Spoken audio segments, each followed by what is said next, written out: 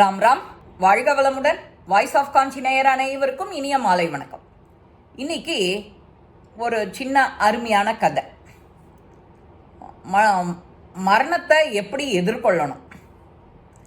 அது நம்ம பாரத பூமிங்கிறது புண்ணிய பூமி. நிறைய நதி. கங்கையில் ஸ்நானம் பண்ணால் பாவம் தொலைஞ்சு போயிடுங்கிறோம். அதனால் பாவத்தை பண்ணிட்டு உடனே ஸ்நானம் பண்ணிட்டா பாவம் போயிடுமான்னு கேட்கக்கூடாது. தெரிஞ்சு பாவம் பண்ணக்கூடாது. தெரியாத எவ்வளவோ பண்ணுறோம். அதுக்காக ஒரு தடவை சொல்லிட்டு நீ ஸ்நானம் பண்ணலாம். இது ரொம்ப முக்கியம். இது ஒன்றாச்சா? வாழ்க்கை எப்படி நமக்கு பிறப்பு எப்படியோ அதே மாதிரி இறப்பு அது மாறவே மாறாது. மனுஷனுக்கு மனுஷன் வித்தியாசப்படும். அப்போது மரணங்கிறது ஒருத்தருக்கு ஆரம்பம்தான். அதுதான் மரணம்தான் ஆரம்பம், அதுதான் முடிவில்லை. அந்த மரணத்தை எப்படி எதிர்கொள்ளணும்? சந்தோஷமாக எதிர்கொள்ளணும். நமக்கு அடுத்த பிறவியா இருக்கா இல்லையா அப்படிங்கிறதுக்கு ஒரு ஆரம்பம்தான் மரணம். இந்த நம்ம பாரத பூமியில் ஆன்மீகம் தழைத்தோங்கிறது.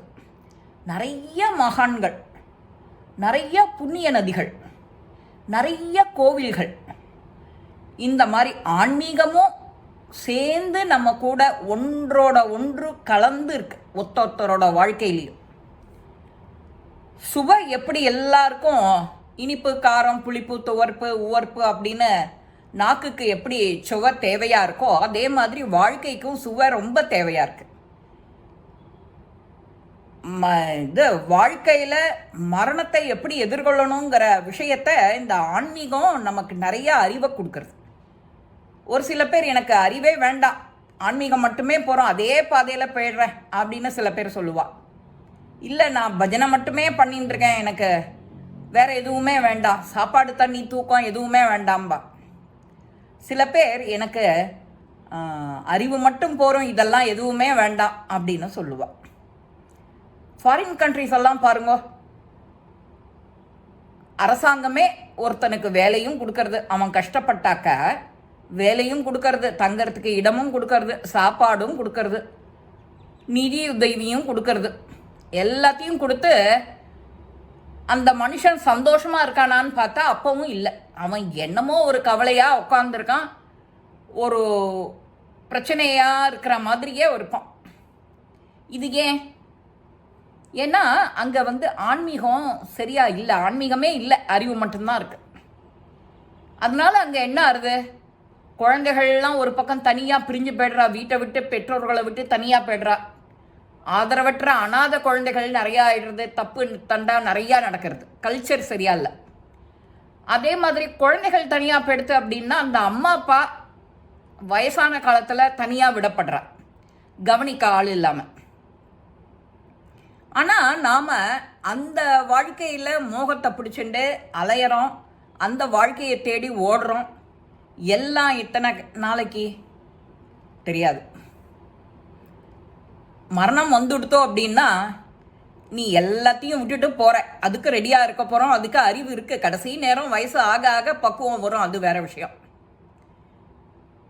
ஒரு சில பேர் உன் கூட இருக்கிற பழகினதுக்காக, உறவுக்காக சில நாள் உட்காந்து அழுவா, துக்கம் அனுஷ்டிப்பா. நீ ஒருத்தர் இறந்து போனா இந்த உலகமே துக்கப்படும், அழும் அப்படின்னு நீ எதிர்பார்க்கலாமா? அது தப்பு இல்லையா? அதான் மரணம் கூட ஒருத்தருக்கு ஒருத்தர் வித்தியாசப்படும். அதை எப்படி எதிர்கொள்ளணும் அப்படிங்கிறது தான் விஷயம். ஆன்மீகத்தோட இந்த அறிவும் சேர்ந்து இருந்தா நம்ம இந்தியாவில் ஜனங்களுக்கு ஒரு பக்குவம் இருக்கு. ஆன்மீக பூமியாக போயிடுது நம்ம இந்தியா. எங்கே திரும்பினாலும் கோயில், குளம், இங்கே போனால் நிம்மதி, அங்கே போனால் நிம்மதி, இங்கே போனால் இந்த ஃபேமிலிங்கிறது நிறையா இருக்குது, ஃபேமிலி ஓரியன்டாக. இப்போ அதுவுமே நம்ம நாட்டில் ரொம்ப கலைஞ்சு போயிடுது. இப்போ ஹஸ்பண்ட் அண்ட் ஒய்ஃப் சேர்ந்து வாழ்ந்தாலே கூட்டு குடும்பங்கிற மாதிரி லெவல் வந்துடுத்து. இப்போ அந்த மாதிரி இல்லாமல் 40 வருஷத்துக்கு முன்னாடி நம்ம அப்பா அம்மாவோட அம்மா அப்பா, அதான் நம்ம தாத்தா பாட்டி, அவெல்லாம் வாழும்போது எப்படி வாழ்ந்தா? பெண்கள் அறிவு பள்ளிக்கூடம் போகக்கூடாது வீட்டிலையே இருக்கணும்னா இருந்தா, அதனால் அவள் எங்கேயான சோட போனாலா? இல்லை. அவள் வாழ்க்கையில் தோற்று போனாலா? இல்லை. மாறா சந்தோஷமாக இருந்தா, ஹாப்பியாக இருந்தா, எல்லாரோடையும் ஹாப்பியாக இருந்தா, கடைசி காலம் மரணம் வரைக்கும் அவள் ரொம்ப ஈஸியாக போயிட்டா அவளுக்கு வாழ்க்கை. இப்போ இந்த ரெண்டுங்கட்டா நிலையை அனுபவிக்கிறது யாருன்னா நம்ம ஜெனரேஷன். இப்போ 60 இருக்கிறவா நினச்சி பார்க்கணும், நம்ம அம்மா அப்பாவை நாம் பார்த்துட்டோம், நம்மளை பார்த்துக்க யாரான நம்ம வாரிசுகள் ரெடியாக இருக்குமா? தெரியல, கேள்விக்குறி. ஏன், எதனால்? நம்மளுடைய சிலபஸ்ஸு, நம்மளுடைய பழக்க வழக்கம், மேலை நாட்டு மோகத்தில் எல்லாரும் அலையிறது, படிப்பு ஜாஸ்தியாக போயிடுத்து, சயின்ஸு முன்னேறி போயிடுத்து, டெக்னாலஜி நிறையா முன்னேறி போயிடுத்து. அதனால் வர பிரச்சனை தான் இது அவ்வளவுமே. மரணத்தை எப்படி ஈஸியாக எதிர்கொள்கிறோம் அப்படிங்கிற பழக்கம் இந்தியாவில் நிறையா சொல்லி கொடுத்துருக்கா. நிறையா பேருக்கு அதோட அறிவும் நிறையா இருக்குது. மாறா நம்ம ஆன்மீகத்தில் மனசை செலுத்துறதுக்கு பல வழி இருக்குது. கோயிலுக்கு போகலாம், யாத்திரை போகலாம், பஜனை பாடலாம், எங்கேயான ஒரு ஆசிரமத்தில் உட்காந்து நீ போதனை பண்ணலாம், எல்லா விஷயமும் தெரிஞ்சதுன்னா. இந்த மாதிரி எவ்வளவோ வழிவகை நம்ம மனசை குளிர வச்சுக்கிறதுக்கு, நம்ம மனசை ஆனந்தமாக்கிறதுக்கு நம்ம கையில் நமக்கே இருக்குது. இதே வெளிநாட்டில் போய் உக்காண்டு, நீ யூஎஸில் நான் போய் உக்காண்டு நான் பஜனை பண்ணுறேன், பாட்டு பாடுறேன்னா முடியுமா? முடியாது.